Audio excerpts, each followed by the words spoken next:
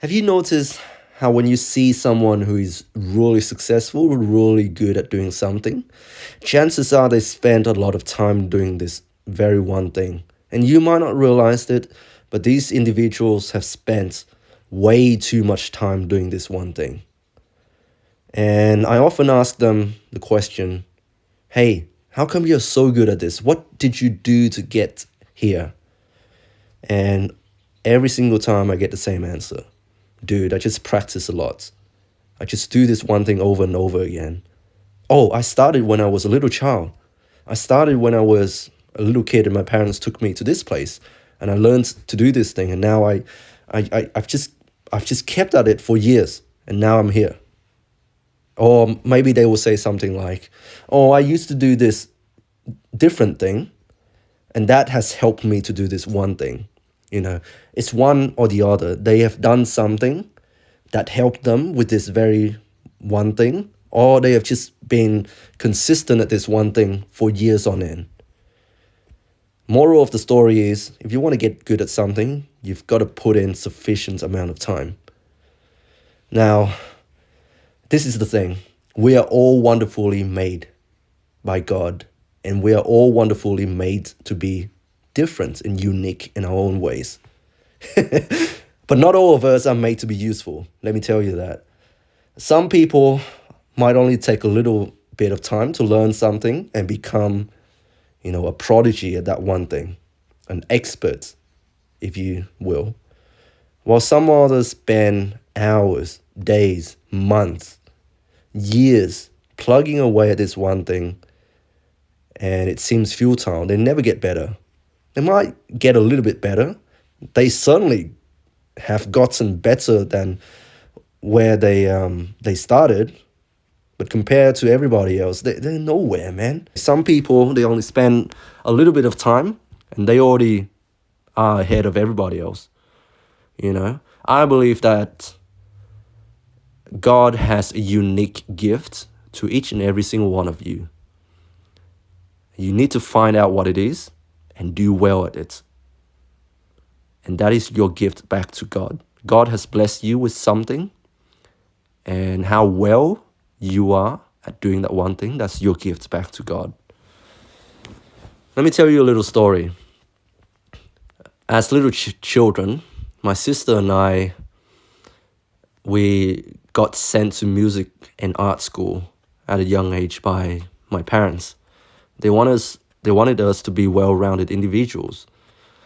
But to be honest, I didn't really enjoy arts classes or music classes because it always felt like I was, like I was forced to go there.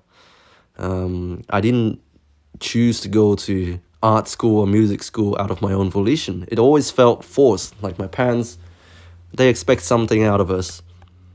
Besides from academic achievements, they also want us to be, like good artists and professional athletes. Well, maybe not professional athletes, but more so on the academic side, like good students and also prodigies.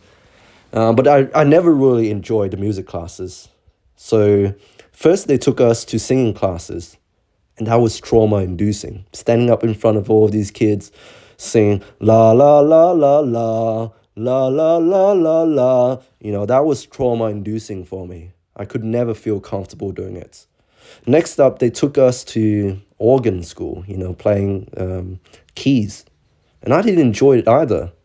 The whole time I would be daydreaming, thinking of ways to make the time goes by quicker.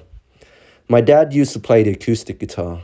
I guess you can say he plays the classical guitar. He taught himself how to play these Vietnamese ballads. It was always fascinating watching him play as a kid. When we went to Australia, my mom and I came to Australia first. Meanwhile, my dad and my sister stayed back in the country for a year or two. And during that time, my dad actually signed up my sister for guitar lessons. And I'm smiling thinking back about these memories now, but we used to video call each other while my mom was on her break from her uni assignments. And I would see my sister just, you know, being totally not engaged in the lessons at all. Sometimes we would call my sister during her guitar lessons, and we just left the camera on while she takes the lessons. And I could see the guitar teacher just shredding it up, like on these classical guitars. And my sister was just zoning out. Back then, my cousin was also staying at our house back in Vietnam, and she was also taking the lessons. But the both of them, they were just mucking around. They're not paying attention.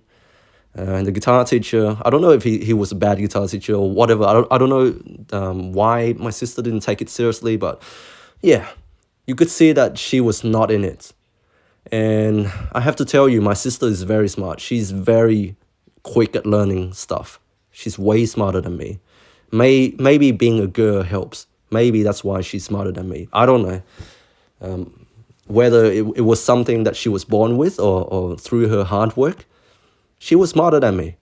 And she would learn things quicker than me. So she learns a few songs on the guitar. And when my sister and my dad came to Australia, they brought the guitar with them. And I could see my sister practicing guitar sometimes. But she was not really in it. She's not really interested in it. And when I turned 13, I discovered Nirvana. And the rest was history. I wanted to become a rock star. We could not afford an electric guitar. So, I would spend hours just mucking on my dad's acoustic guitar. My finger would bleed. It's so much harder to play an acoustic guitar. If you know anything about guitar at all, the action on an acoustic guitar is much higher than electric guitar. So that means you have to press down much harder to make the notes ring out, and there would be no buzzing. You have to press down much harder. And I was learning all of this stuff from Van Halen, Randy Rhoads, the rock stars from the 80s, trying to shred on a guitar that was not built to be shredded on. And I got really good at it. And now I don't want to sound cocky, but my enthusiasm for playing guitar has made me better. And I soon got ahead of my sister. I soon was able to play much harder songs than her. But she didn't really care about it, and that's good for her, The moral of the story is, in order for you to get good at something, you have to spend a lot of time doing it. And no matter where you started out at, if you stay consistent, if you stay relentless, and you keep at it for years on end, you will surpass someone who was naturally born for it, but they just don't bother to give that one thing enough time to develop.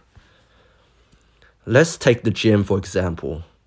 You guys know that I've been in this game for a long ass time, 5 years at least, maybe even more. And while I have gotten to some pretty respectable weight, and people would sometimes come up to me in the gym and say, "Hey dude, you're pretty strong." I don't see myself that strong when I compare to the other guys at the gym who are clearly much bigger and stronger than me. This is the other thing as well. You will never be happy if you compare yourself to other and you focus only on the end destination. Because what's going to happen when you reach that goal? The goalpost will move. It's a funny human condition in which we will never be satisfied with anything in life. There's always something more for us to achieve. More strength, more size. We have to be bigger, better than our previous self. We will never be happy. Once you reach a certain milestone, the goalpost will move, and now you'll be forced to pursue this endless cycle of, pursuing the next big thing. And you'll be perpetually unhappy if you just focus on that rather than focusing on the journey. What I'm saying is this: in order for you to become better at anything, you have to spend a considerable amount of time doing that one thing. And some people, like I said, they were made wonderfully by God. They were blessed with genetics or they were blessed with circumstances in their lives in which they will be able to flourish at that one thing that they have chosen. Some people are so lucky that they are good at the one thing that they enjoy doing. Some people find that thing that they both enjoy and they both make money out of it. Some people are really lucky. God has blessed them with such opportunities. But for some of us, it takes time.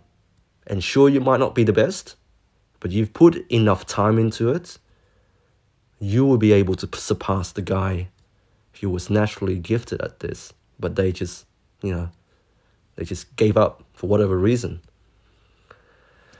And to close off this video, I want to say this.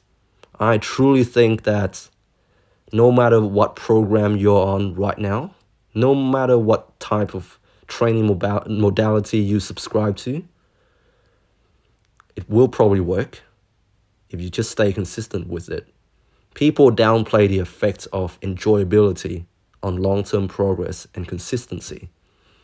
Maybe your type of training is not evidence-based, but it keeps you going. I mean, personally, the goal of hitting a heavy-ass bench press is more motivating than, going into the gym 3 times a week, hitting each muscle group twice or whatever, periodizing. One block, do hypertrophy work. One block, do strength work, just splitting things up and periodizing everything. I don't care about that. The reason why I go to the gym is because I enjoy doing it. I don't need music. I don't need stimulants. I'm just happy being here. It's a privilege for me to be going to the gym. Some people do not get this opportunity. And every day that I get to lift, I feel like I'm so blessed. I don't need anything else. I don't need to change up this program. I don't need to, add a bunch of different variations. I'm not interested. That's not going to keep me going. So as long as a program keeps you motivated, keeps you consistent, and keeps you injury-free, that's very important. Because for some people, that involves only lifting twice a week, but going balls to the wall every single session.